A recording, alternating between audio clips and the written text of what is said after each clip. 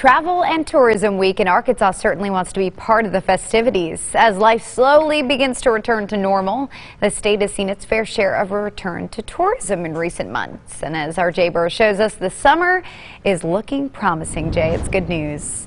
Absolutely it is. In fact, the state tends to use data from the welcome centers all across the state to kind of gauge how much travel is coming in and through Arkansas, and it is up quite a bit. In fact, it's up 200% from last March. As you remember, that's when a lot of the restrictions went into place. So many officials very optimistic about the upcoming summer season and the travel that could potentially come with it.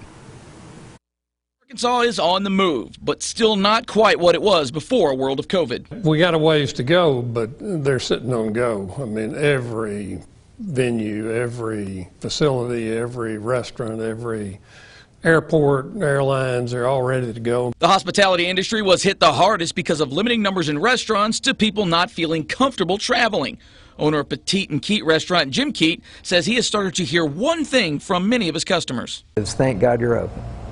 You know, we really appreciate you being open. Of course, my response is we really appreciate you being here. Keat says the restaurant business is coming back quicker than other hospitality sectors, despite mask mandates not being uniformly enforced. I think that will continue to accelerate as more people are vaccinated, as they get more comfortable being around other people. Hotels in Arkansas have been much slower to return since business travel is still low and conventions have not returned in full force. Because those events get planned sometime in advance, and it takes a while for that to just kind of open back up. Keat says hotels are seeing a slow uptick, and he anticipates the resort areas of the state will do well this summer. He thinks travelers will be more inclined to drive this year than to fly, which will benefit Arkansas. They're more inclined to go to local destinations where they can drive. Officials anticipate a much different summer season going forward as the state's second biggest industry steady comes back to life. Things are ready to take off.